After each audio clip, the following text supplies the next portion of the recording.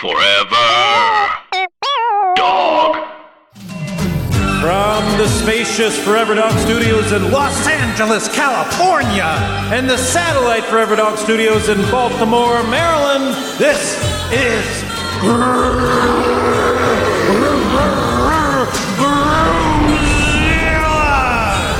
and now your host Dan Gill and Eric Fedorian.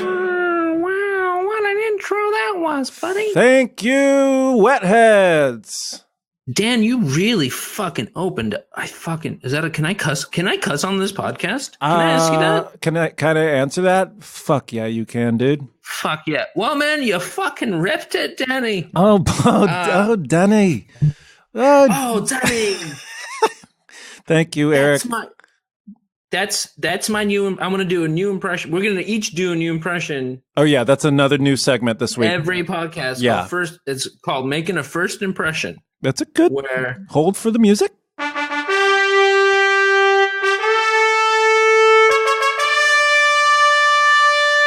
That's a good new segment. That's gonna be fun. And we're gonna do an impression that we've never done before. Okay. And then, so I'm gonna do. What's that? Okay. That was Ricky. I'm gonna try my Ricky Gervais. Oh, okay. Danny. Okay. Oh yeah, Danny. You did it, Danny. Oh, all right. You had it, and then you sort of waffled. Is that good? You waffled a little bit at the end. Let me say hello to our listeners first. Hi. Hi, listeners. This is Groomzilla's. Thanks for joining us again this week. We got Max Silvestri on the show this week. He's great. Fantastic guest. Twitter personality. Comedian, has a new Netflix special out. He's doing it all. But Eric, just to go back to first impressions, I thought your Ricky started good and then it waffled at the end. It got a little Japanese in the beginning, I thought, in the middle. And now you're kind of talking and I don't know what, you're getting very short. Oh, Dan. In Denver, I was doing a very, it was like, oh, Danny. Oh, Danny. How you doing, Dan? Oh, there it is. How you doing, Dan? Oh, yeah. What's up, Dan? That's not Ricky. Is it okay? No, it's different. Yeah. Is it okay if I pee with the door open? Is that going to make you uncomfortable, Danny? Yeah. Well, it didn't make me uncomfortable. It just made me curious as to why it was happening. You loved it. I didn't care. Well, because I wouldn't say intimacy. Loved it. Intimacy. Wouldn't say I loved it. And then you closed the door when you peed like I was a fucking piece of dog shit. Like a piece of dog meat. Let me tell you. That a dog ate and then shit out. Let me tell you, dog shit meat boy. It had more to do with me than it did with you. As far as. Oh, is that right? Listen, I don't care if you shit with the door open. Shitting with the door open is okay. Really? Come on. Yeah, of course. We have a podcast together. We have a life together. We're in Denver. We're sharing a hotel room. We're watching movies. Of course I want you to shit with the door open, Danny. Oh, come on, Dan. Well, do you want to hear my first impression? Oh, yeah, sorry. Okay. This isn't a famous person, so nobody will know if I'm getting this correct. But it's a character from No Country for Old Men. Oh, boy. At the end, when Tommy Lee Jones is talking to this old sheriff guy from where Josh Brolin gets gunned down, he takes him out for coffee. I remember that. And this is just a flavor of that. It's all the money and the drugs.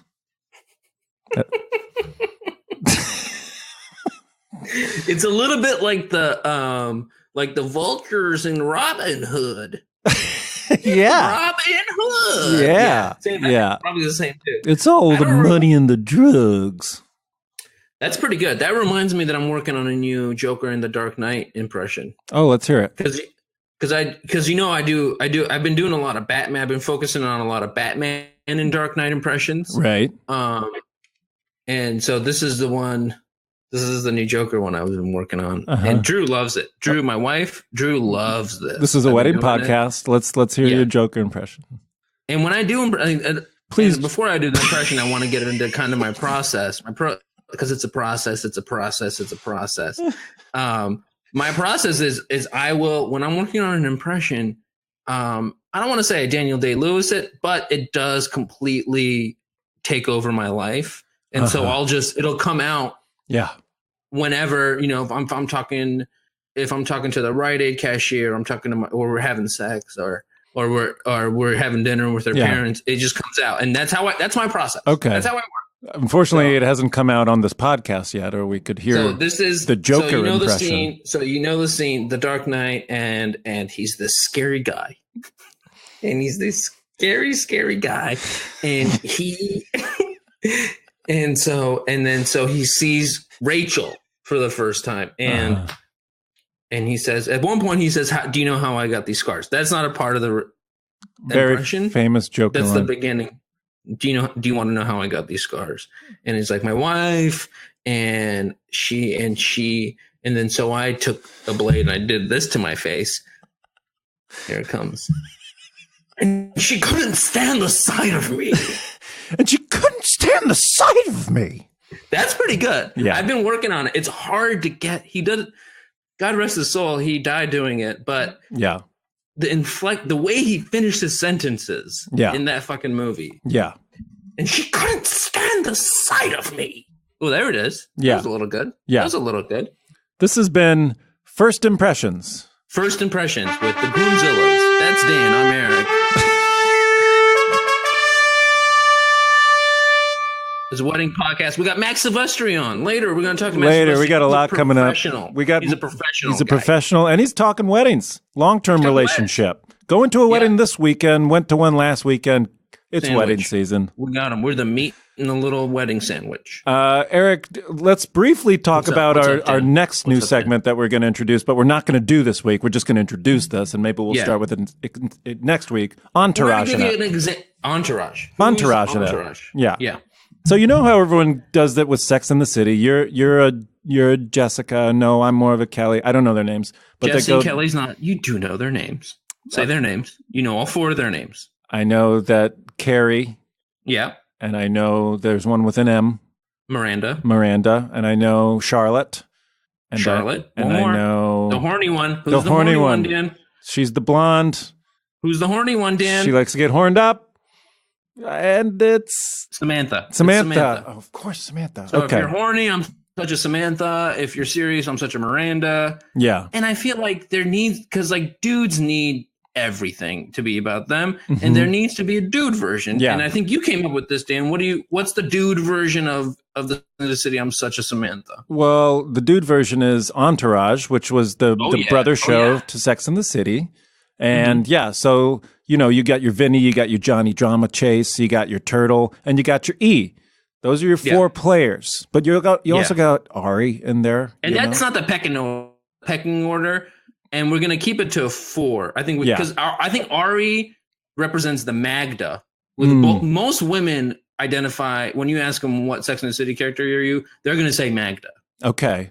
And you don't even know who Magda is. I don't even know who Magda is. You gotta watch the fucking show. This is why entourage needs to be a thing, so I can just entourage it. I think most dudes like you say Ari's the best character. He's the best actor. Yeah, I'm an Ari, but you don't think you're an Ari. You're not an Ari. I'm an E. I think, unfortunately, I'm an E. No fucking way, dude. You were in multiple motion pictures. You were in a national commercial after national commercial. Yeah. You were the pride of Iowa. You're a Vinny, baby. You're a fucking Vinny, kid. I just wanted to start the segment so you could have that speech to me. That was all I wanted. Yeah. Entourage. You're a Vinny. If you think you're not smart enough to be D. Wow. Well, you're not. You are not. But I am a bad actor, so that makes me Vinny. You're a very good actor. I don't know if you saw any of what. It's really hard to act in front of a green screen and to be Aquaman and to be in a movie where your ex is in it and your ex, oh, by the way, is Mandy Moore. Are you kidding me? And then, who's directing it? Who's some schlow's directing? No, it's fucking Jimmy Cameron is directing Aquaman. Yeah. It's hard. It's hard to act with a green screen. And I think you'll see.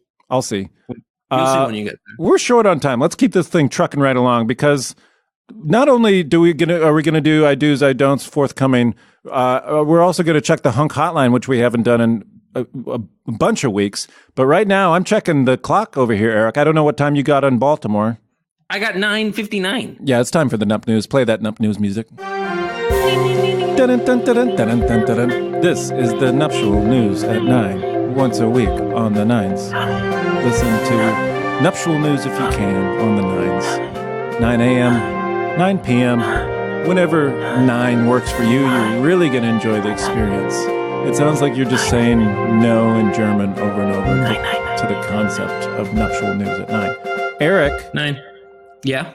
What's up, Dan? I'm here. I don't know if you heard about this wedding in Southern California. Just happened over the weekend. Over 24 people sickened at wedding near Beaumont. Yeah. Violently puking. Violently ill. 5 people suffered major injuries and 9 others sustained moderate injuries after falling ill at a wedding or wedding-related event near Beaumont, where people were extremely sick to their stomachs, a county fire department spokesman said Sunday. Well, that's what you don't want at your wedding. No. No, you don't. Usually. Now, Eric, this is an ongoing story. You want someone to throw the bouquet. You don't want someone to throw lunch? Mm-hmm. Okay. I'm trying to be a serious news anchor. I'm trying to be I'm a pundit. Okay, well, I'm going to throw to you on the scene because this is an ongoing developing story here at Nup News. The cause is as yet to be determined. The Riverside County Fire Department hazardous material team has ruled out hazardous materials. However, the investigation continues. That is correct, Dan. That is correct. It is an ongoing situation. It was a normal Saturday wedding. Everyone was dressed to the nines. What they didn't expect was to be dressing up in their own vomit. But that's exactly what happened. When 22 people became violently ill. Oh, boy. At a wedding. It is an ongoing situation. The police are investigating it as there needs to be a word. I mean, like, poisoning is not the right word because, like, they were poisoned. Nobody died. Yeah. Well, let's talk about this because you seriously think someone poisoned this wedding, right? Oh, this is a jilted cousin, 100%. Wow. This is a cousin, Derek. Oh boy. Who plays in a tribute in like a Led Zeppelin tribute band. And he did not get invited to the wedding because Derek drinks too much. Yeah. And he's just a wrong type of person. Yeah. And he wanted the Black Dogs to play the wedding. That's what they're called. It's just a song. And it's the first one I could come up with. That's a good one. That's a really good Led Zeppelin tribute band name. Let's just start one. Okay. Let's get the let out. Now, we had a guest on Groomzilla's, and their guest got ill. Yeah. Remember Andrew Slater we talked to? Their guest got ill after their wedding. So that's a nightmare scenario.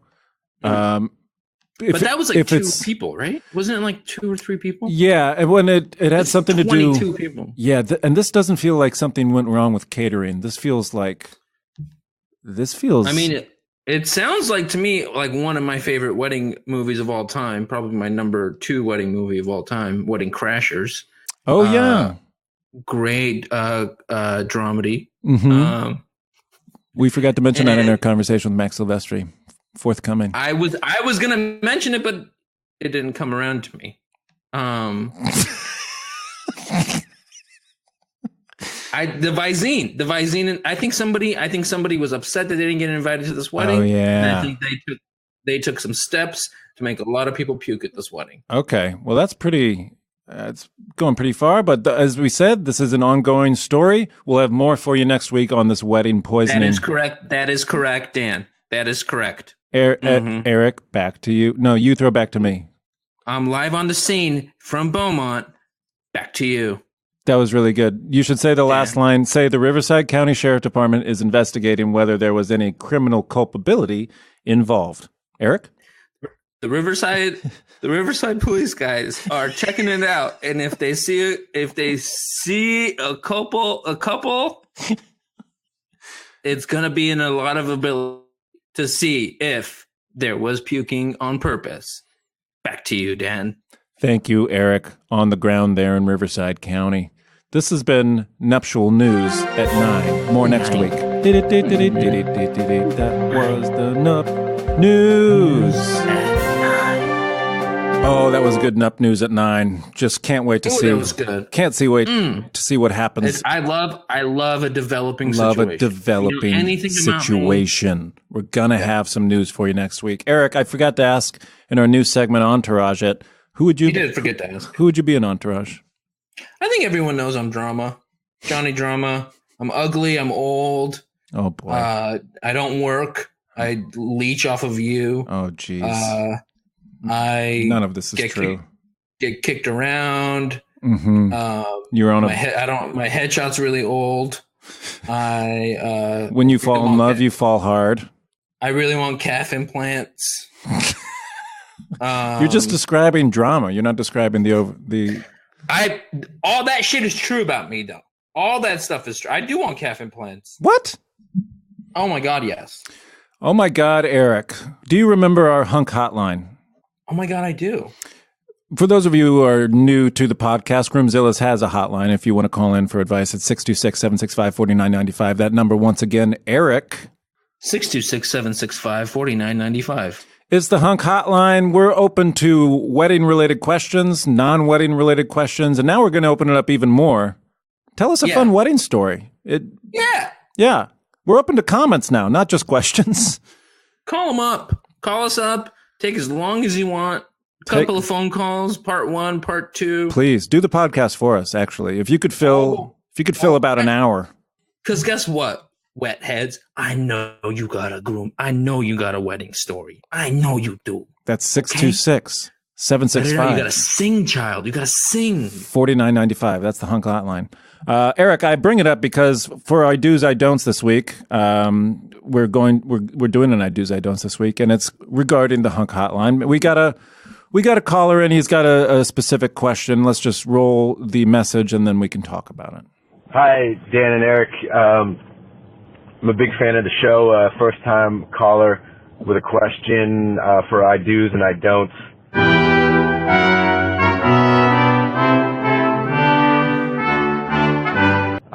I'm not currently engaged or dating anybody, but I've recently moved to New Orleans, and I would really like to throw a party here with all my friends.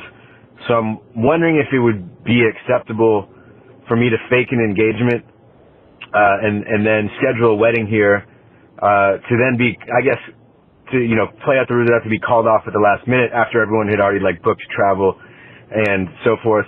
And then just carry out the party here without any wedding ceremony or regular accoutrement of that, just to have a party. Curious to know y'all's opinion, and appreciate your work. Thanks again. Bye-bye. Well, there you go. Okay. Wow. I like this guy. I like this guy. I mean, I know what all the academics and the intellectuals and the wedding industrial complex is going to say. Yeah. They're going to say, don't do it. Well, let's pro and con it.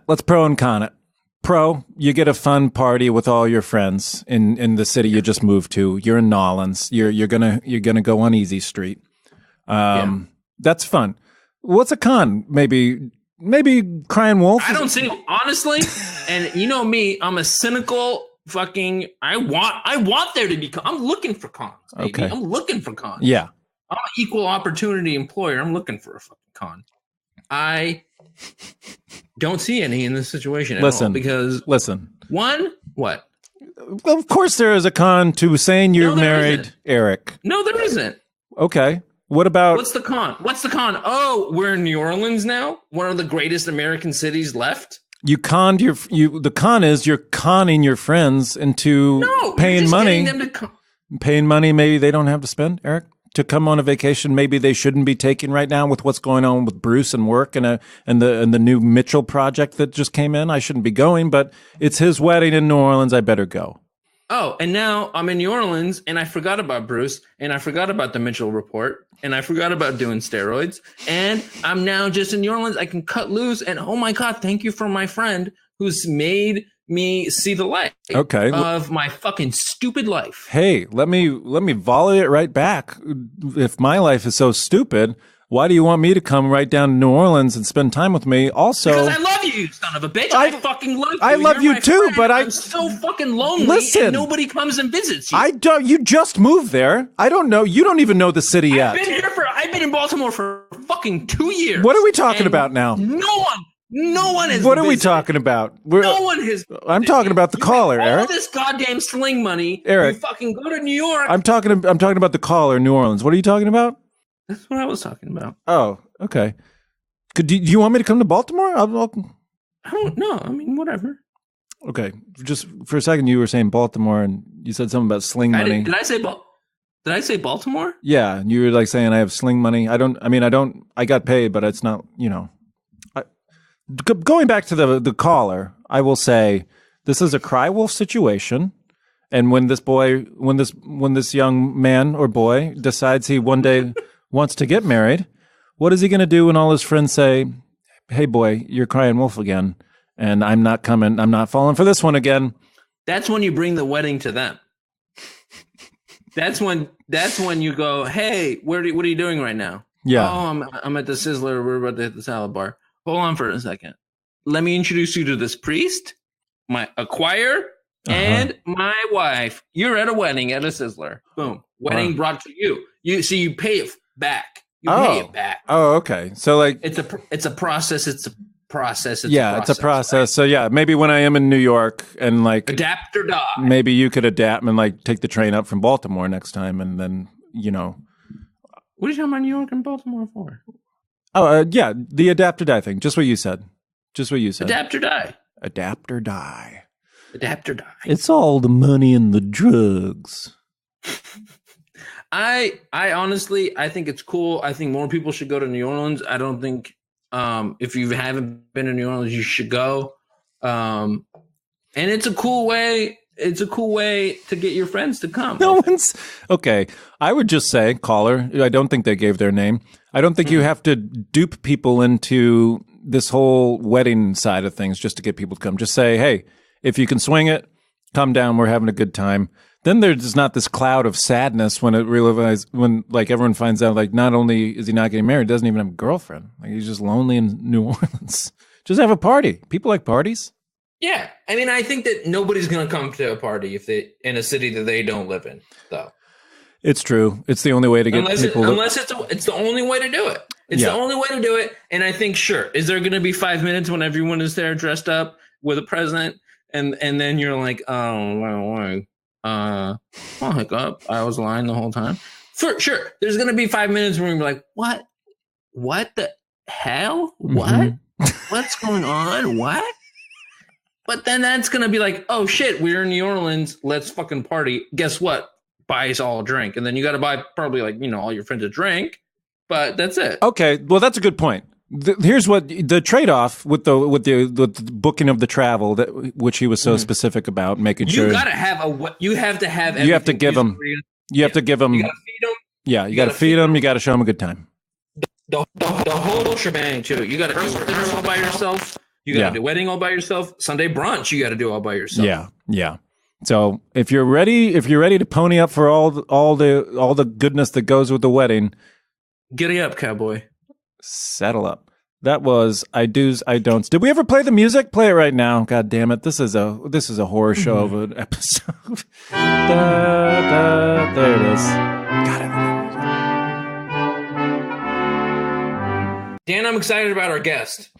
You're excited. I'm excited about our guests. I'm excited about you at home, the wetheads, the Groomzilla loyals, the listenership. I hope you're wet. I hope you stay wet. We're going to take a break, and we're going to be right back with Max Silvestri. Welcome back to Groomzillas. Thanks for listening, as always, here in the spacious Forever Dog Studios with Max Silvestri is joining us. What's up, guys? Hello. It's exciting to be here. Are you excited to be on Groomzillas? I am, yeah. I love talking about my relationship. Well, the length of it. Great. Yeah. Great. I love grooms. Great. The unsung heroes of weddings, I think. You think so? Nobody talks about them. And we were like, let's start a podcast. Yeah. Bride. You guys, I'm happy that there's now a moment to celebrate, this struggle. Genuinely. Yeah. Well, we do think it's a light that's not being shone. It's a dark area of the whole wedding industrial complex. I mean, no longer. No longer thanks to this wildly successful podcast that usually gets recorded. This little light of mine. Mm-hmm. This many days since it last wasn't recorded. That sign has gotten a lot of care recently.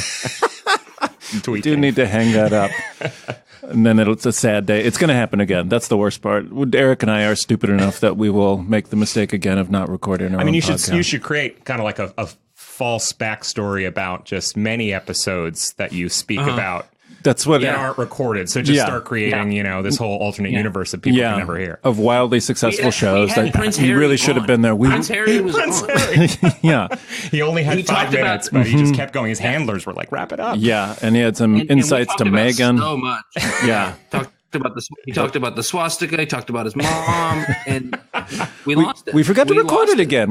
Sorry again, Groomzilla listeners. I'm glad to hear that Westminster has finally rescinded its longstanding policy and no podcast announcements. Yeah, they were so old fashioned. People thought, everyone thought it was going to topple, and then boom, Groomzilla's appearance. And then they flew a flag above Buckingham Palace of the podcast app.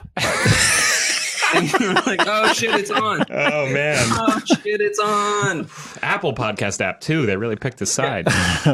So you mentioned you're in a relationship. You're in a relationship? Yes, I am. I think this week is our 7th anniversary. Oh, okay. Yeah. So, 7th anniversary. No, that's nothing to shake a stick at. No, because we're not married for a variety of reasons, we treat it like it's an anniversary. We're not. Right. Yeah. That's good that you actually know your dating anniversary too. Not a lot of people know, like when we officially started dating, when we started hooking up. Well, our second date was her birthday. Oh, okay. So that's easy. And so sort of we roughly picked that week as kind of when it started. We don't celebrate the anniversary in a way that like exchanging gifts and stuff. Yeah. We don't do that. That would be crazy. Well, you're gonna go out and you're gonna have a night. Well, I get to roll it into her birthday, so it's that's nice. It's like having her, being born on December 22nd or whatever. Yeah, right. So she's getting shortchanged there. Exactly. So you mentioned you're in a 7 years. You're living together, I assume? Yeah, we've been living together for almost 5. Okay. Yeah, we moved here. We moved to LA together. That's producer Mike's. That's producer Brett's phone. Just so everyone knows.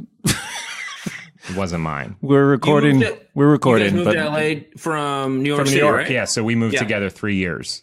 We have a dog. Yeah. You've already had these conversations. So you mentioned briefly you're married for a variety of reasons, but this is something that's probably come up and been put to you guys several times already about the marriage question. Right.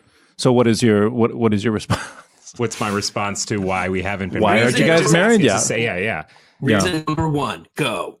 Well, we have no assets or children, which marriage feels like very entwined with. It's a tax benefit of some kind. Or insurance. Yeah. Yes, in New York, I was on her insurance for a while in New York. New York has a very casual domestic partner policy. You don't need to. Oh my God! You can just kind of we have a cable bill together, and we've lived together for a while. We trust you. I mean, I don't know if you're an insurance person in New York, an auditor going through listening to this podcast. We were really married. Yeah, too late. I'm screwed. You got you, motherfucker. All those wild claims. I got new teeth installed 5 times. And they paid for every cent of it. She has a very big family, and we just kept being like, I love wedding. I went to a wedding last weekend in Boston. I have to go back this weekend. Great. We're catching you right in between weddings. Right in the middle, the thick season. I love them. It feels like as soon as we would step down the path, a lot of people it suddenly would involve a lot of people that we don't normally involve in our partnership. And I think we've been dreading it. Gotcha. Okay. So it's not really a hesitance from a relationship perspective. No, we're fully committed. We are we talk about children. We're going to be together forever. I'm sure we'll do it very fast. Should we have to buy a house or something? I don't know why you would have to buy a house. Someone's like, you need to Someone's own this. Got you over a barrel over a house. Or if you have to testify against each other. Yeah, no, that's a very good. Oh, yeah. If she walks into a dead body, I'm standing over. We'd have to race to the courthouse. Is that a part of the thing where you have to say you don't know about a murder? I think so. Well, you just don't. It wasn't ours. Everyone does their own thing. So you could write your own vows where it's like, and if you ever had murdered someone, I promise I will not say anything. A lot of people, more and more people, millennials are bringing murder into the vows, but it's totally up to... Right. True crime's hot right now. Very hot, yeah. So big. So you do want to get married, you're committed, this is the person you want to be with. Is there any... I love the idea of a lifelong union. I've been I've been a serial monogamist in my adult life. Yeah. I have neither of us have any kind of hesitancies about oh my God, that means we're notes, you're fine. No. We have a 4-year-old dog we treat like a baby. Like we are too deep. Yeah. We're as deep as any married couple. 7 years and live it, it's we just wouldn't have to bring the law into it, I guess. Firmly in the Kurt and Goldie Hawn. Kurt Russell, Goldie Hawn, right there. The Kurt Gert, I think they call firmly in the Kurt Gert. Did he still does he still angrily correct people and say she's my girlfriend when people refer to her as his wife? It's not my. No, I just mean they didn't get married for many years? Yes. Yes. And they're still together. Yeah. He's defensive like that to their son they share, Wyatt. He's like, play it cool, man. We're just like seeing what happens. We're trying to poison this. I hate the word partner. I mean, that is, people have stand-up jokes about this, but that one of the main reasons to get married, in my mind, is to stop calling her my girlfriend. Yeah. Well, I know we've had guests on here. The great Richard Curtis was here talking about his long-term partnership with his partner. And like he calls her his girlfriend. She calls him the boyfriend. They both have like 4 grown children together. There should be another word. I mean, like, I don't mind, like, partner feels exhausting. It feels politicized. Like, I'm really like... Yeah, definitely. Yeah. Did you guys use the phrase fiance? See, I was going to say that is the worst part of it. Right. That was like, oh, God, I talked about it. I had a joke about it. It's like, don't make me speak French. Don't make me fucking... Don't make me speak French when I don't want to fucking speak French. Yeah. You're famously a huge nationalist, and you don't like... Just anti-French. Yeah. I think culturally, no. You don't like have a preference? Suddenly that's anti-American? But culturally, it's like, oh, let's go to Paris. All this, like, enough. Right. Yeah.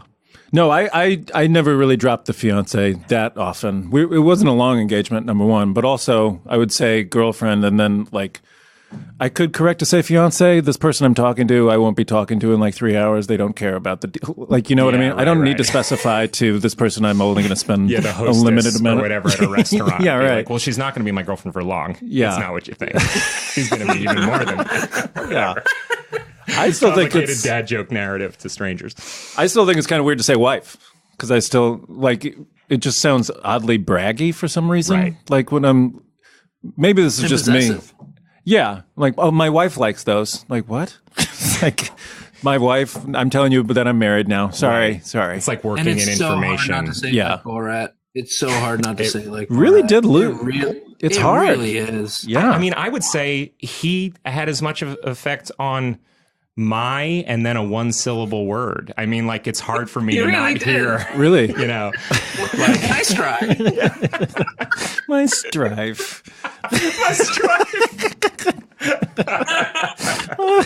Oh my God. Well, do you feel like you would want to have a marriage of that could be on your terms without the whole big families involved, if you could? You know, good question. Yeah, like for a while, I think I had met a couple people in LA that had done very casual, self-directed, like, you know, we like had our parents come in to like an hour away from here, and we had like a dinner and did it at the court, and it was like not about, you know, all the pomp of a party or whatnot.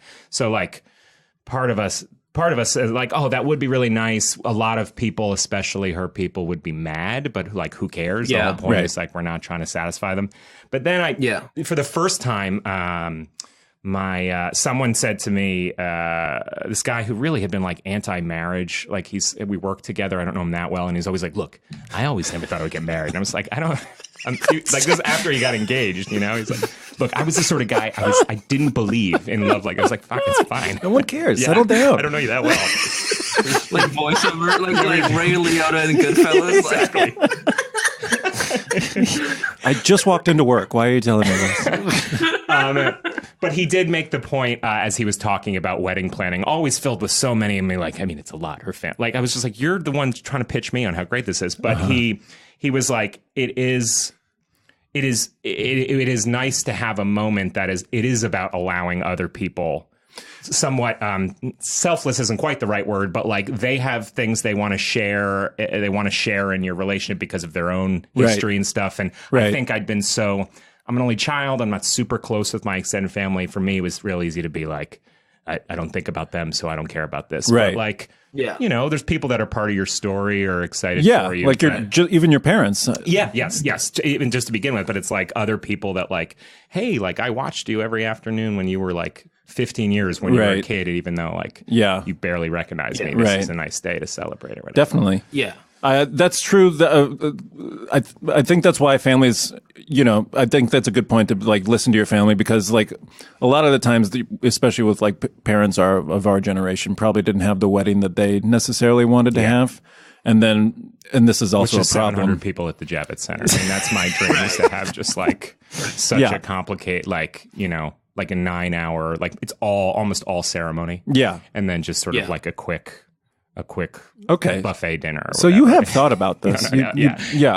No, but I do feel like, yes, it's like easy to forget that like all the, whatever, the privilege of not wanting to rush into it is like, there's another side to. Definitely. And also I think family, when does family get together? It's only, for those moments. So like as families are getting older, there's like, less reasons to get together. It's like, if you have a chance to maybe celebrate instead of like seeing everyone at the next funeral, maybe let's try to roll them together. I don't know. Like if I hear that an aunt is pretty sick, maybe I start trying to look at venues in that city. They're like, what? Aunt Emily's not well? Yeah. Oh, Philly in October is lovely. How's she looking? Yeah.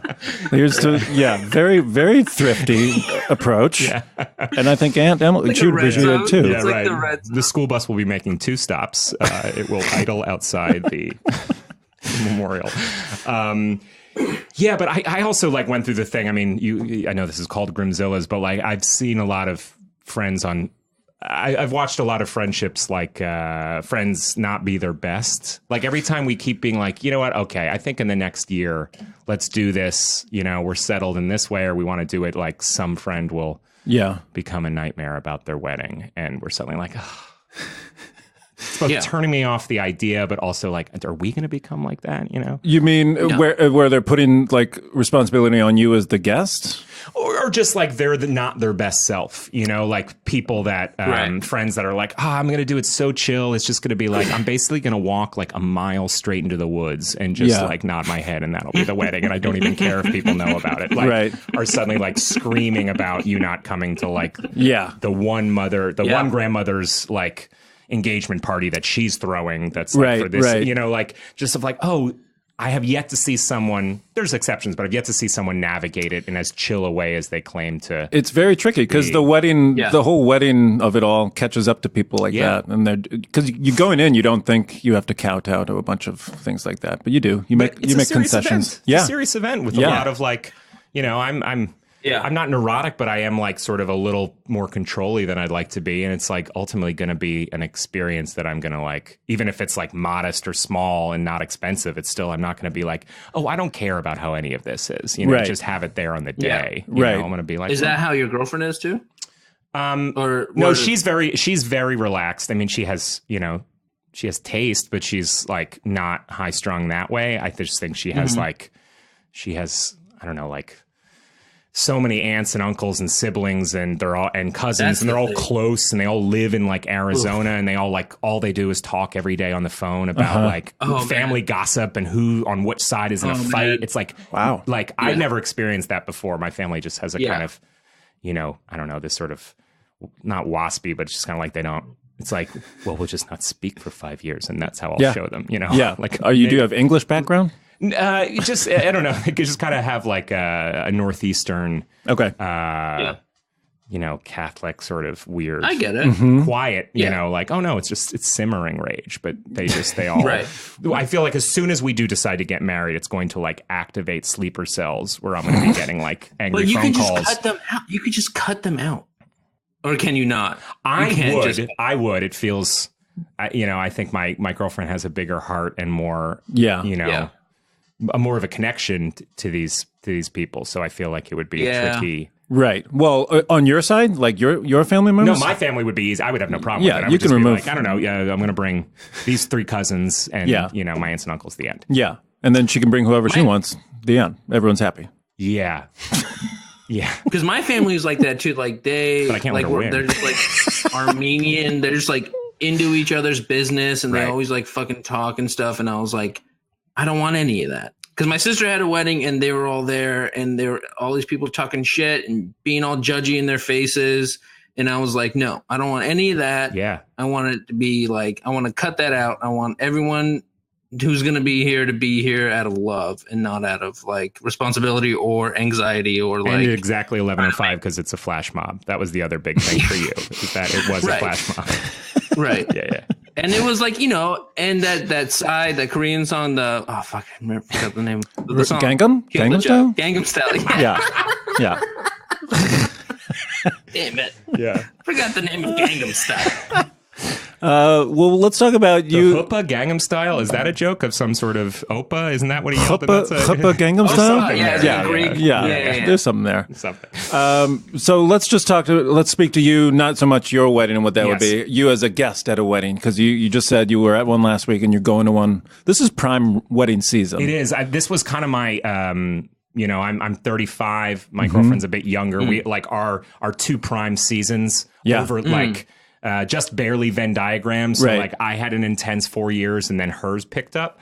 This was the first summer we've had where we didn't have any during the summer. Okay. We have like 4 this fall, but that's like light. Right. You know? Right.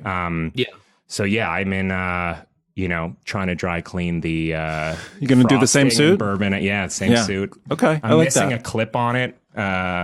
Like the little, the little tightener, like sometimes. Fancy pants. Yeah. Oh yeah, those are great. They work so much better. Why aren't all pants? They work great, but then the clip fell out. It's like just the thing that holds the. And I've gone to like 2 dry cleaners. I'm like, do you have whatever this is? And they're like, no. So I have a black safety pin right now on one side. So as soon as the dance floor part starts, kudos to you for going with the black. Really classing it up. Right? The silver's gonna shine. Elegant. I laid them all out in my driveway and spray painted them for days, flipping them with tongs. I made my own black safety pins. You love DIY. I do. Yeah.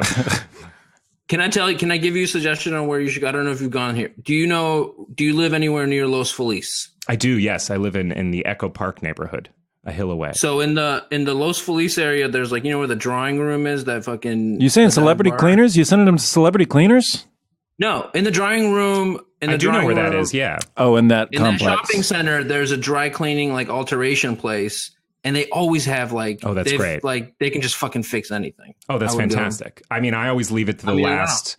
It'll be clean by tomorrow at 2. Yeah. And then I leave Thursday at 6 a.m. Yeah. So I have a window I can roll over to. You do. Yeah. I always forget the shirts, which you just got to do when you get back from the wedding, and then they're just in your closet clean. But I never remember that. So I'm always. I don't have a shirt actually. Now that you say that, I didn't actually get the one clean from the last. I'm glad I brought this up. Wow. Got to get rid of that yellow collar. I know. Is it a white shirt? It's got a pattern to it, so it sort of hides. But also, this wedding I was just at was the day of it. It was outside Boston. It was like crazy heat wave. I soaked my suit in a way that I never have before. Oh, I've been there. Yeah, through the jacket. Yeah, through the jacket. In a way that I'm like, it like kept reminding me of. In Outbreak, when they talk about what Ebola does to the inside of the body, it's like your temperature raises so intensely your organs start to boil and then they liquefy. I felt I was like Rene Russo beginning of third act levels of like I'm forgetting memories. I've like. Is Hoffman in Outbreak? Is that a Dustin Hoffman? Dustin. The 90s movie out. Kev Spacey. Kev Spacey and Dust Hoff. Yeah, exactly. Great. Yeah. It's a great film. Little Me Too. I know both of them. That's Wait, because I've been telling Dan. I mean, Dan has been to the East Coast, but East Coast sweat is like it's bathwater sweat. It's like you get dunked in a bath. Yeah, it's swampy. And then you're just it's. My girlfriend is from Tucson, and she thinks she's a like real like heat rat, like that she loves the heat. And I'm like, she lived in New York. She's not dumb, but I'm like, a New England swamp summer is like unlike your 104 degree Tucson heat. It's Yeah. Oh, and the skeeters. Oh man, I was just in the Massachusetts, and it's so summery though. It feels more summery than it does on the West Coast. Yes, because it's like, oh my god, let's go get ice cream. Yeah, there's such a release, such a tension. Up by mosquitoes. Yeah, it's also. Where was the wedding in Boston? It was, we all stayed in Cambridge, but then the actual ceremony was in Wellesley, a town there's a college there. I knew it a little bit. There's like a garden type thing. It was at this outdoor, but it was just like there was a school bus ride that was about half an hour. And those are so normal now. Yeah. Just everyone's getting on the school bus to go to the venues. But, school buses are not built for summer temps. No. So you're like in your or for safety. Yeah, I don't think for safety. Yeah. A lot of sweaty jostling. Yes. So much just showing up soaked. And then just everything was outside. So it was about 2 hours once we got there already soaked boy. It was intense. And it was the loveliest of weddings. Sure. We're not saying that. God did that. Yeah. Was this a friend of yours or a friend of your girlfriend's? Both. This was a dear friend of her younger sister, who's a friend of ours, and we know the family well. So it was like a group of us came out from LA. But there's that certain type of like fast travel wedding hangover that's a mix of like salt and open bar and like airplane dehydration that I feel like as I get older, I'm less able to deal with it, bounce back. And especially now you're going right back into it this weekend. You're gonna have like a shampoo effect of weddings. It's gonna be. We're stretching this one out. We're like this one. We're going a little early. We're gonna like wander around. Is the it Boston Cape again? This is the Cape, so we're flying into Boston and then driving down. So it'll be a little cooler. It'll be like a little bit more. Oh, that's gonna be nice. I'm excited about it. That sounds gorgeous. Yeah. Is this a mutual friend again? Also, this is one of my family members, one of the few cousins that I'm in touch with. Okay. I kind of like re-entered into his life. That sounds like I needed money or something. I was behind an alley, just emerged conveniently just as he made partner at the firm. I showed up in his time of need and had a brilliant business plan. No, he was like, we were really close when I was young, but then I sort of pieced out to New York and kind of like didn't talk to family for a while. So let me ask you a question. You're going back to back weddings here, and you're dropping the same suit, same shirt combination. I think I'm gonna now, because I didn't get it together. I think I might treat myself to a new shirt. Yeah. Get a new shirt. Get a new shirt. What do you guys like for shirts? What's hot for shirts right now? They're never long enough.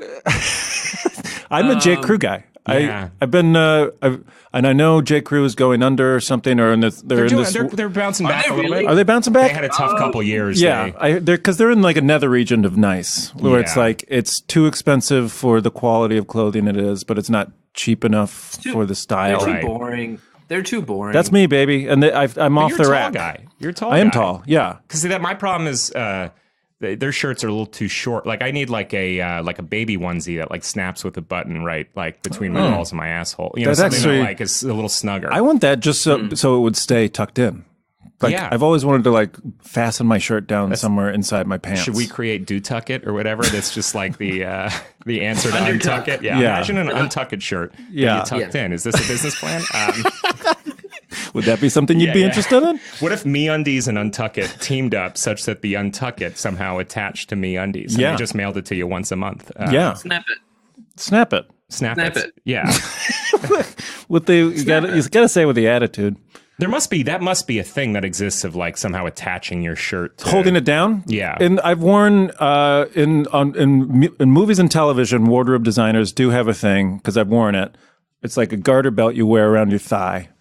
Really? So like when you're wearing like a very fancy thing that you need to look very smart. Yeah, it's like and then it's a strap with a clip, like a reverse suspenders, basically. Only it wraps around your thighs. Yeah, it's frightening.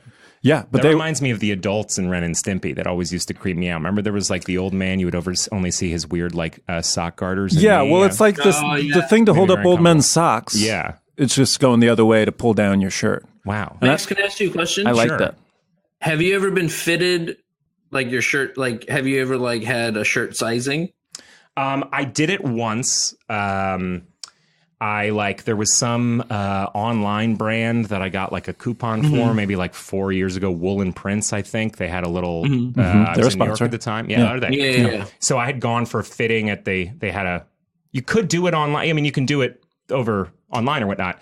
But I was in New York and they had a Soho place. So I was like, I might as well go up and get it done. Yeah. And then I like, by the time I got the shirt, I think I'd like gained or lost weight. Something happened. You bulked up? Yeah. You got all yoked? I got all yoked. It was a big swole day. It was a back day when I got it. But it just like, it didn't quite fit the way I wanted. Yeah. And they have all the stuff of like, you know, well, we'll adjust, we'll do whatever. But I kind of like, I think it was like, that's when I was moving. And I was just like, got lost in the shuffle. Yeah. I know. And I like stuff. always have wanted, like, I love a collared shirt.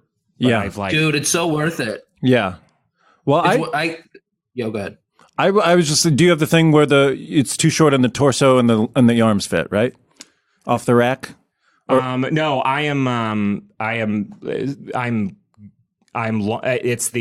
It's too short sleeves. Short sleeves. Yeah. That's my problem. That was my problem too. Because I have like a very narrow waist, but kind of a belly, but like my shoulders are broad, like, so it never quite. I either get a too huge shirt with the sleeves too long, where it looks like I'm wearing you know, like just a big balloony blousey thing, and I can't, you know.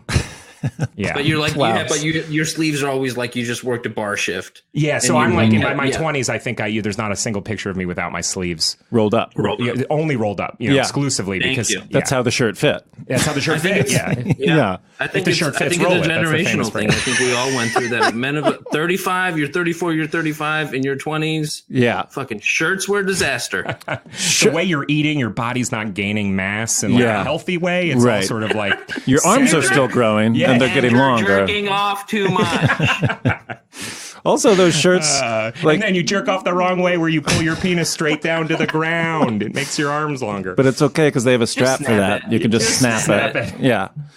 There was also like when we were in our 20s, and this is still kind of true for some douchey kind of bros, but like going out was putting on one of those shirts and like, oh, we're going to put on a nice shirt tonight, baby. We're hitting the town. Oh, this doesn't fit. I look like a kid. And then they started making the shirts where it's like, I bet you just think that you know what the color and pattern of the shirt is because you've seen the outside. Well, I'll just roll this. Oh, shit. The cuffs are entirely different. They're introducing a whole new element. Those are a lot of fun. I feel like J. Crew does that to me all the time where I'm like, oh, this shirt looks like that. And then I get it and then it's like, oh, no, it's sailboats. How did you? What do you expect from J. Crew but sailboats? I have a Lighthouse short sleeve from J. Crew. I bought it at the Foxwoods Outlet Mall last summer, which is one of those. Outlet Mall's the way to go. I was going to say, especially when it's on the same floor as the casino, so you can just rascal over. I got to go to Foxwoods. Yeah. I got to go to Foxwoods. I like the J. Crew. I like the J. Crew Outlet. Yeah. Outlet's the way to go. Talking about how J. Crew is great. Yeah. The what? I derailed this thing by talking about J. Crew. No, I think where I go. That was throwing Will and Prince under the bus. You're like, look, there's no feeling in the world like getting fitted for a shirt except shopping at J. Crew, the outlet, the full price. Yeah. So without us weighing in, where would you have gone to get this new shirt for the wedding this weekend? I mean, I think ordinarily, what I might still do. So I have one day before I fly. I have some errands in the morning. I might go to the Galleria in Glendale. Think that I'm gonna like really give it a shot, you know, like, ooh, maybe I'm gonna go into Nordstrom, maybe I'm gonna like look at Top Man. I'm gonna walk into J. Crew. Yeah, I'm gonna maybe try one on. Try it. It'll be. I might bring it home and realize I own it. You know, like I have done that move before, of being like, oh, I have like another see-through green collared shirt. Like they're so thin. I have chest hair. It's difficult to wear those shirts. Yeah, the light colored. Can I ones. ask you two questions? Please. One, do you enjoy shopping for yourself? Great question. You know, I've come to enjoy it more online. As much as a good fit is important to me, I get very flustered. I don't know where to go, especially in LA. In New York, I kind of had an understanding of like, oh, baby, I'm about to tell you. Cool shops or whatever. Out here, I only know the like two, fancy's not the right word, kind of the two hipstery, like, you know, a mohawk or something like that, where it's like, this seems cool, but nothing fits right. And it all is like linen and boxy, or the Galleria overwhelms me and I give up after an hour. That's the thing of, brick and mortar for me is I give up. Yeah. Yeah, it is very, and like that's how I feel about record stores. Like it's just too. That's why I like buying like streaming stuff. Like you go to a record store and it's like way too many options. I get overwhelmed.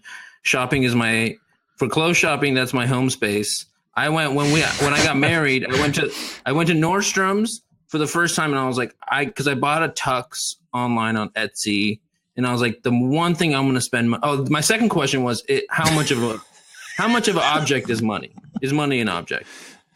Like, are you willing to throw down? Are you willing to throw down, in a shirt? Or do you want to be like, huh? Like, is money coming into the equation when you make your decision? Yeah. Yeah. I mean, are you a multimillionaire? Yeah. Look, I mean, money. That's not what I was saying. But for things, especially for clothes, like, I've gotten a couple like, tailored suits made in my life. Like I like occasionally spending money on it. It's more like the patience for the act of it is runs thin each year. Like I just kind of realized I was like, I haven't actually like aggressively done any shopping all year. I'll like wander in a store and grab a shirt or a layer, but I'm like, these pants are, like more and more I'm just like ship a bunch of shit from Everlane and return 80% of it. Oh, really? Like, I don't want to, See, that's more of a hassle to me. My wife likes that too. With Everlane. Like brick and mortar versus online shopping in general, like getting stuff, trying it on, sending back what doesn't fit feels like more of a hassle to me than like walking into a mall. I mean, I understand going in the dressing room sucks. And like, if you're going in blind, that's the thing. You're not going in blind. So I think you can be okay with like, all right, I want a shirt. And money's no object. And money has never been a problem. Time is the object. I will spend. I was going to say, if you go to the Galleria and like go to J. Crew and the Nordstrom's in the Galleria and get fitted there. The Nordstrom's does it for free. That's what I did. Like for the wedding, I was like, I'm going to spend money on a shirt. I spent like $90 on a shirt, which is a lot for me to spend on one shirt. Yeah. But it was my wedding shirt. I spent $90 on it. And he fitted me up, and I was like, oh man, I've been wearing the wrong neck size my entire life. Yeah. Every fucking business, every job interview I've ever gone on. And then I went to the Nordstrom's rack in Glendale. There's a Nordstrom's rack, a Ross, and a Marshall's. They're all in the same shopping center. They're all in the same row. And then I just hit that up, and I go to the Nordstrom's rack and get a lot cheaper shirt, and you know what size you have, and then you can go from like Ross, like the cheapest one. But size differs from brand to brand. Yeah. Yeah. And quality of shirt. Yeah. You don't want to scratch your shirt. Nordstrom's has the ones that Nordstrom's has. I feel like there's a lot of misleading, a Gap 32 waist is like, To me, that's the hardest part because I hate trying stuff on, and you just have to do it if you want. Well, there's even inconsistency within brands, like Levi jeans. Yeah. You'd think I'd have figured out which 501s I wear, but every time I get a new pair of Levi's, it's a crapshoot. I wish that there was some way I could just like scan your body nude in front of my laptop, and do a full circle. Yeah. There is a way you could stand naked in front of your laptop and do a full circle. That just reminded me. Like in Clueless. That was in Clueless. That's how she dressed in Clueless. Yeah. Right. Have you seen that Amazon Look device? Yeah. That like takes a picture of your outfit every day and like suggests. It's like a weird. It was introduced a few years ago. It's not like an algorithm thing, but it is a specific device that you put on your bureau that is like a specially calibrated vertical camera. So it's like both for people who like taking pictures of their looks each day to have them. Like it has its own app that is like you could go and search. What was I wearing when I met this person? Like a journal type thing. A simple like you can just be like Amazon like. Take a picture of my look, you stand in front of it, but also it does algorithmic stuff where it's like, hey, like, here's another red skirt that's like cheaper in your size. Like, I don't know that they fully committed to it because it's always, I see it online on like weird deep discount. And I think it's a little bit of a, end of life product, but maybe like this idea for a moment, they were like, we'll just like look at you in all your clothes every day. And then we'll tell you what you look like. Yeah. And tell you what you need to buy. One man inside. I got this email like a while ago. My email address is just my name at Gmail, like everyone's in the world. And this guy was like, hi, like I work at this new startup called iLens or something like that. And he's like, we're kind of like a online only mail order eyeglass company. So we're like kind of connecting with, some comedians and social media people to like send them some glasses. So if you're interested, like we could send you some glasses. And I just started wearing them like occasionally for movies and driving. So I was like, yeah, I don't want to invest in that. I would love some free glasses. So he's like, okay, cool. Couple quick questions. Like, do you wear glasses all the time? Do you ever wear contacts? When did you first start wearing glasses? Like, please send your like a prescription attached. And then just if you could take a picture of yourself from like 4 angles wearing sunglasses. Oh no. And so I did the rest, and I was like, yeah, I don't want to take a picture of myself doing that. What is this site? And he's like, yeah, so if you could just real quick. Can we scan your face? We're just going to scan your face. So just kind of like do one where you're sort of like making like ducky lips and then left and right and like don't let collars get like whatever. It wasn't that over the top, but I was like, oh, this feels like a very thin scam to get strangers. Yeah. I didn't even know if it was in a sexual way, but more just like, could I convince a celebrity to send me like 4 and I'm not a celebrity, but like, could I reach out to random people and be like, hey, can I just have a lot of face shots of you? And you'll get something free. What is it? Glasses. Oh, sure. Yeah. Glasses for glasses. Can you like not talk so much? Just take a just shut up for 1 second. Just shut up and send a picture. So I never got those lenses. They had to come through. Yeah. Oh boy! But the company now is, worth over $200 billion. Yeah, so you missed out. I really did miss because out. you I were had an just opportunity to buy preferred stock. See, don't hesitate. Get in on the ground floor when you can. Social network rule. Go for the big marlin, not 14 fish, dude. What kind of a wedding date would you say you are going in? Like, what is your girlfriend getting into this weekend with you? Are you going to be sitting wallflower side? Are you cutting the rug on the dance floor? We're big dancers. Yeah. Love dancing. Whether there's, look, I love to dance in a whole big group, but also we're the sort, like last family wedding we had to go to where, my mom and some cousins are there, but ultimately these are mostly friends and family of people I don't see all the time. Right. Party starters. But also we'll go into our own zone, like we'll just be kind of on one area of the dance floor, like having a full cinematic experience, like being weird and like she's a goofy dancer, but like it is not about like we're all coming together, like you were his college roommate, like you're her sister. It's just like we're like, oh, excuse us, as we just like this is our dance party. Yeah, I love. Can I say something? Please. That's what having a wedding is like. But it's like an entire like you could like make it an entire night. It's like this is just about us, right? And everyone else is just eating. Yeah. And which did you do, or which do you suggest? Did you end up kind of just feeling like you were only like in the zone the whole wedding?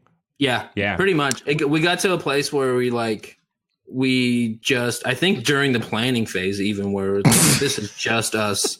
And then like and then I did drink a lot. Again, Dan will tell you, towards the end of the night of our wedding, I drank a lot. Yeah. And it felt, Dan is not going to let you get away with this one. He was about to call you if you had to say anything. Tequila, Eric mentioned the tequila.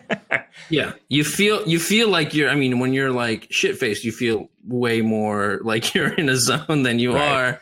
Time is blurred. Yeah. That was a feeling. Like I love that when you said it's like that's what you guys do at weddings. Like that's really romantic and cool. I think I do that. Yeah, I would definitely. If I'm having another wedding, I would want you and your girlfriend as a guest. I want more of those people who are like we're fine on our own. Like we're having a good time at your party. I love that. We don't feel like we need to like come on, cousin Sue. I know you got some moves. Get out here, cousin. Like you don't want that person. Yeah, I'll talk to the groom's dad's friend for a bit about, whatever, a band he was in, something. Like, I'll give him just, until the entree hits, speeches start, I'm saying, excuse me, I got to listen to them. Yep. And then it's the dance floor rest of the night. Yeah. My main weakness as a wedding guest, and I was thinking this after this last wedding, is like, I enjoy drinking. I'm like good at it. I'm not a sloppy drinker. Right. Better at manage. I get so overwhelmed with like selection at weddings that like I become an insane orderer. It's like champagne, switch to vodka soda, cocktail. Well, no, I wish I have wine, toast, red wine with dinner, and then it's like whiskeys. No, not too much whiskey, tequila. Yeah. Like, I just like it's such a crazy. Yeah. Because you want to get it all in. You want to get it all in. I still love the thing of like, well, it's free. Yeah, exactly. Yeah. Somebody's paying for it, but not me. I'm not just going to do a beer all night. I'm going to do the signature cocktail. Look, these idiots drinking IPAs during the cocktail hour. That's your meal right there, you idiot. You got to stay light on your feet. It's true. Yeah, you What do you mean, can I make a daiquiri? Of course I can make a daiquiri. No, I brought the fruit. I'm just saying, if you have a cocktail shaker and ice. I get that. I feel that. That's very, very, yeah. Like, my place setting is just always like wild glasses where I'm like, well, I'm not going to wait to drink until each toast. These speeches are like 6 minutes long. Right. No, yeah, and each drink has a place and it's a moment. You're right. You want to have fun with the cocktail because you're kicking things off. But you're not going to say no to the champagne if you don't want to drink champagne. Yeah. Of course. No, don't take my glass. I'll use that too. Champagne. Yeah. You don't want to be drinking champagne while like the best man's giving you. That's like a bourbon toast. Ooh. Or like that's like a tequila shot toast. Right. Yeah. Have you ever, that brings up have you ever been in a wedding or made a toast or because you're a comedian, I'm sure people probably. I've not really been called on. Really? I've given two. Are you kidding me? I've given two. I emceed a friend's wedding. See, yeah, that's what I'm talking about. So, like, I didn't really make a speech. It was more just like, hey, old people, this is who I am, and I'm going to be walking the mic between people. Right. I've given two. How'd that go? Good. The marriage, it was 6 years ago. It didn't stay together, but like, I don't think anything. Is that true? I don't think it's a comment but you on killed my MC. abilities. I mean, it's a tough gig. It's tough. I mean, the shame is I still can't post the pictures, Like, took it off your reel. Exactly. Can't use the credit. I've given two rehearsal dinner speeches. Yeah. Those are fun. They are fun. I've never gotten the nod in advance. Like both times, I think I'd kind of been casually asked 40 out, like because you're a comedian. Yeah. I mean, I was close friends with them, but I think but in both weddings, they were sort of playing that night a little looser. It was less one of the things of like, this is the opportunity where like the brother is going to and this and that. Right. So I've never actually I've certainly given heartfelt ones and ones that I think were a little fun, but I've never like worked hard on like knocking one out of the park. I saw like another comedian friend this past weekend, and he has a wedding coming up, and he's like, I've just started, my groomsman toast or whatever it is, like he's taking it as seriously as you would if somebody asked you a month out. But I feel like I never have like had an opportunity. I ushered one of my best friend's weddings, That's don't park there, please. Yeah, right. You old person, you're gonna take so long to walk through this field. Oh my God, your elbow feels like tissue paper. I can't believe how long I have to touch it. You're like a snake shedding its skin. It's coming off of my hands. Oh my God. Thank you for giving birth to my best friend's grandfather. So you would usher again? Yeah, I loved it. It's great to be the first person in the sun at the whole wedding. Seriously, just standing. It is a hot job. Sit down here. You're gonna die in 15 minutes anyway. Fucking. So they want people to start kind of coming this way. Yeah. Thank you. The wedding I ushered was a beautiful wedding, but was like on this kind of farm property that was like this family sort of like old farm, but the wedding part was like in a field, kind of deep into it. So like if you were young, you could do the walk. Like it was a pretty walk through a path, maybe like a third of a mile, a half a mile. But the older folks were being golf carted to like a true just field. You couldn't see a street or a structure. And like, as an usher, I was put in the position of having to like explain like, what is this? Like we were married in a church, like by the priest that confirmed me. And like, I'm in a field. There was a road that took us there. Exactly. This is so strange. And the weddings are always planned for like a perfect, dusk spattering, but when you're there before the wedding party, you're just like, well, it's going to be direct sunlight for about 30 minutes while a harp plays. Yep. Hope you like hot harp music. Oh hot man, harp was one of my favorite Montreal. Are they still together? I don't know. Hot harp. Hot harp. Yeah. Hot harp. Yeah. You mean? Yes. Yeah. I mean, we don't mean anything. It's an okay joke. It's a reference to hot harp. Yeah. Eric. Hot harp. Harp beat. Is that an easier? Harp beat. Pop. We don't need to harp on it. Yeah. There it is. Boom. On my clap. There it is. Okay. So what about dream wedding scenarios for your live-in girlfriend? Does she have any? Because she's a woman, and traditionally she wants this. Yeah, we both want it, but she is more the reason we haven't gotten married. Oh, just really? To make that. Oh, okay. People always expect. I was reading a little you. No. Okay, good. I wasn't. We have a conversation once a year where she's like, I don't want to. Okay. You know, we had like this crying talk on like Valentine's Eve before we moved. We moved at the end of like a summer, but like we started to talk like, I think after the summer we're going to move. Yeah. Where she like got all teary and was like, if we move, are you like expecting that you're going to like propose, like that is like this threshold we've crossed of our commitment that you're going to like want to get married? And I was like, I really hadn't thought about it to be honest. Because like, you know, because it is sort of a gender normative thing where I feel like if she is not feeling like the pressure of that, I am off the hook. Like, you know, my family does not pressure me.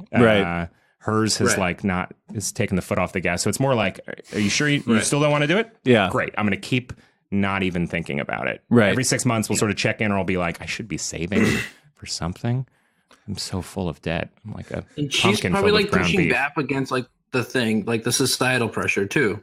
She's probably just like pushing back. She's got, you know, she's got like good reasons, both personal and societal, that she's like, I don't want to be, she, you know, like she had like been in a like shitty relationship in college that she kind of like went and all in on it in a way that like cut herself off from like friends and family a little bit. Just in like the way you date a, you know, criminal when you're a young person.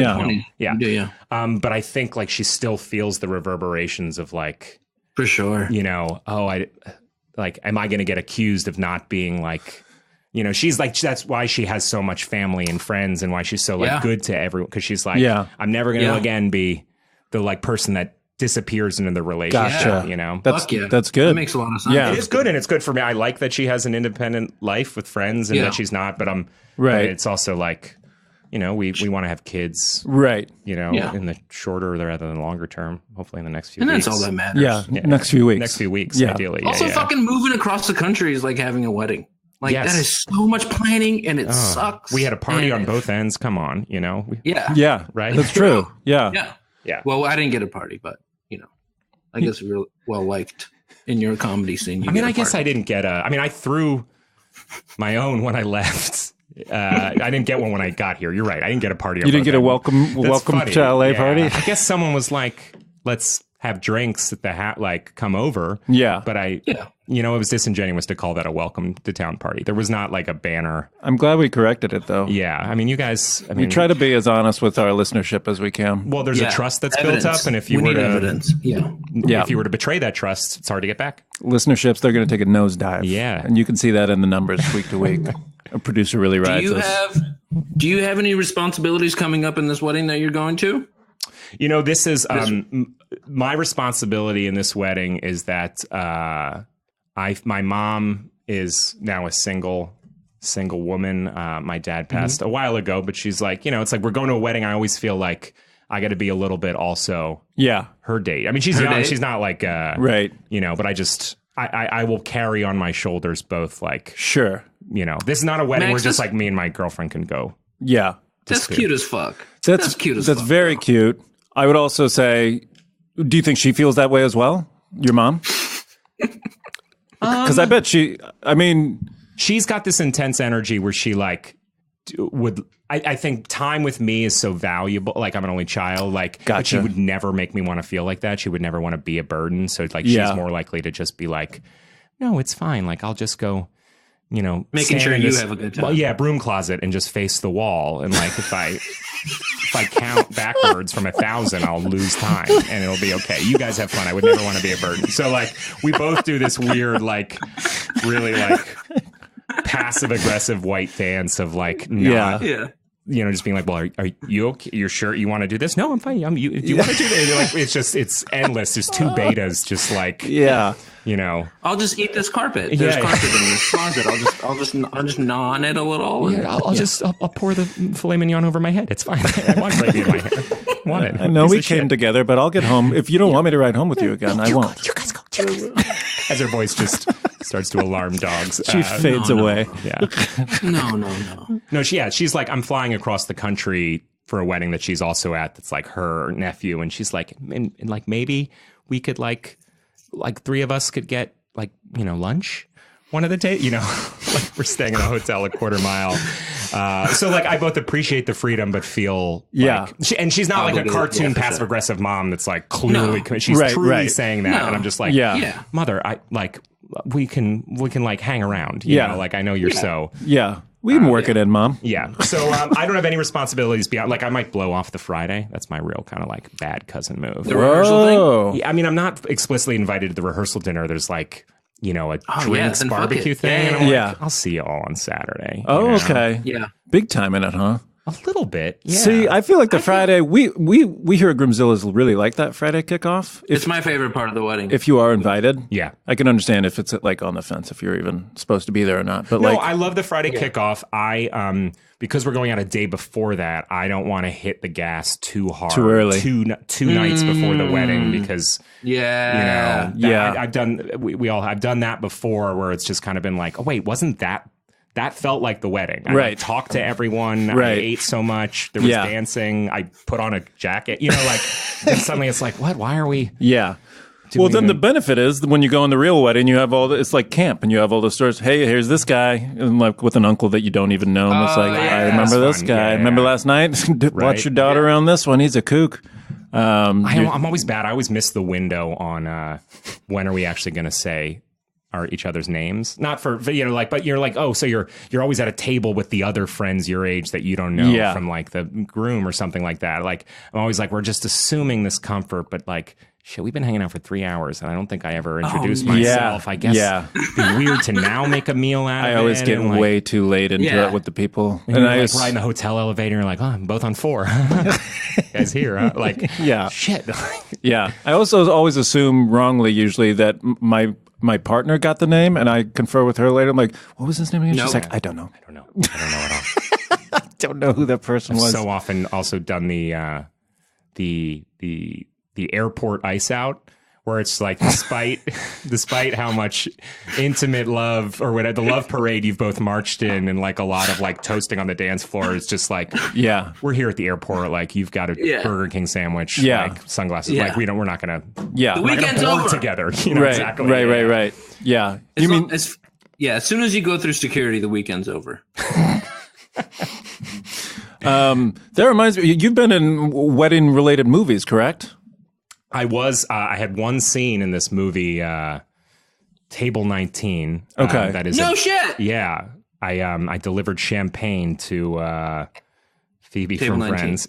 No, to Table 19. I'm only in a scene, but we have like a recurring joke where her outfit looks like all the champagne waiters. That's you? That's me. Yeah. No, that's like the best joke in the movie. You know, I was very. I lost money doing that. I flew myself down to Atlanta for like this one day thing. Yeah, but like. I was like, oh, this part could go either, like it sort of could be lifted out of when I hadn't like gotten the whole script, and I was like, oh, they keep having to refer to this, like what a lucky thing to not get cut, because I'm like the setup of the only hard runner, right. So they cannot lose you. But they didn't tell, like I've never worked service before, and I just was like told that like you just like you walk up to the table. And that they're all like, oh, look at you. But it was like this establishing shot of the wedding where they had like 90 extras. It was like in this hot banquet hall in Atlanta. The actors are all at the table 19. But they were like, so we're going to start you all the way at the back and just kind of like serve champagne to these like 20 tables like on the walk over here or whatever. And also you need to show the champagne logo that we have like some deal with. You know? Like I was like, I don't even know. Like I think if you were to watch, I'm like pouring water. I mean, it's whatever it is, like all over extras tables. I'm just like, I'm not. I don't know how to hit it. I'm very. That movie didn't do great, but it's a weird, big. Speaking of weddings, plane movie. Oh yeah, it's like Gifted and Burnt or something, where like it just is part of some kind. I love Burnt. Yeah. Thank you. I'm not going to take any credit for it, but I'm glad that you don't dislike it. You had the whole setup to the whole champagne joke. Yeah, the champagne joke. And then and Wyatt Russell was in it too. He sure was. Speaking of throwback, tie back, call back. One of the top boyfriends and girlfriends of all time. Yeah, Kurt Russell. Top B&Gs. Yeah. So we're like boyfriend girlfriend. Let's having that conversation now. Yeah. What's your favorite wedding movie? Do you have a favorite wedding movie? Great question. Oh, wow. That's a really good question. And just assuming, yes, number one is The Wedding Ringer, which was my wedding movie that I'm in. That's everyone's favorite movie. So well, I mean, Wedding Ringer's taken off the table. Yeah. So I mean, it's like Citizen what was Kane. Implied Right. was after The Wedding Ringer. Yeah. What is your next favorite movie? I really love Four Weddings and a Funeral, which I weirdly hadn't seen until like way too late. Yeah, like, same I here. love rom-coms. I love Hugh Grant, but I hadn't seen that one. Yeah, so we good. had him on the podcast, and that's the only that's why I watched the movie. And then he was Richard like, Curtis. That's unbelievable. And he never not married with his girlfriend for 25 years. Isn't that crazy? Yeah. With all those rom-coms under his belt. Wow. Yeah. But all the girlfriends have died, so that's the funeral part of that tracks. Yeah. But the funeral, that's where you get that gravitas. Another tragedy back on the market. Gravity. Wow, I can't. For some reason in my head, I was thinking, Richard. Is there like a hardcore? No, maybe Tony Curtis. Not Tony Curtis. We had Tony Curtis on. He wasn't well, to be honest. He was drifting in and out the whole time. Yeah. Ian Curtis, is that who I'm thinking of? Ian Curtis. Is that someone? Joy Division. Right. Yes. Okay. Yeah. Richard Curtis is He got married very young. He got married, some would say too young, and then also died way too young. And he also kind of looked like him. The other, I'm just remembering there was this wedding movie that I reviewed for, because it was on, I found it on Netflix. I had this reviewed weird movies on this website Grantland for a couple years of not super bad movies, but just who is this for and who made this weird middle ground. And there was a movie with Melissa Joan Hart and Joey Lawrence. Wow. And they've done a handful, I guess, of Hallmark. This was one of the 2 or 3 Hallmark movies they did that people were like, your chemistry is so good, you should have really? a show. They're like a Barrymore and Sandler kind of situation. People just kept coming back to it. So they had a show called Melissa and Joey. But this was about 2 permanent wedding guests that hate going to weddings, who meet and don't like each other at this wedding. But then they realize he needs money and she just moved and has a bare apartment. So they come up with the scam to fake marry, say they're getting married so that she can get the plates, right, and whatever, and he can get the cash. Okay, it presupposes a world in which everyone is so on board with this new pairing, and I think I guess because they have some friends in common because they're always at these weddings. Yeah, I don't know. They run into each other more than once. Yeah, but they have to because of law. They have to live together to convince people that they're getting married, and you're allowed to keep the gifts if you stay together for 1 year. So I think they have a quickie wedding, wow, and then move in so that they can hit this weird wedding. This is a comedy? I mean, it's kind of a Hallmark. It's structured like a rom-com, but it's kind of poisonous and broad. They have a really dark energy. Do they learn to love each other and then they stay married? Well, you might be surprised to learn that yes. Okay. Yes. Okay. Yeah. That I think they give the things back, so it's somehow a pure version of love. There we go. Sure. Where they're it's not based on that sham wedding. If anything, the materialism, that them rejecting that made them able to truly love once and for all. So I would say that makes sense. I would say it goes Wedding Ringer, then that movie with Melissa and whatever Joey, that was called, then Four Weddings and a Funeral, and then I guess I just like to pick a top 3. What's your favorite wedding movie? 3. Four Weddings is up there for me. I'm a big Wedding Singer fan. Oh God, yeah. And then I don't know about Wedding. I'm really looking forward. Eric just watched Destination Wedding with Keanu, and it's really good. I believe it. It's actually really good. So I'm going to say my third slot for the yet to be seen.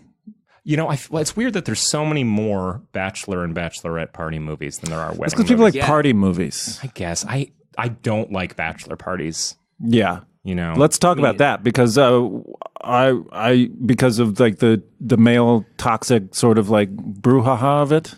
Yeah, and I most of my friends are not that. I hate if I were to see a bachelor party out, we're all reasonable. We would be gross. It's gross energy, a lot of just. It brings out a darkness among guys that I feel I don't like seeing. I don't want to know that it's there though. It's just IPAs and rage.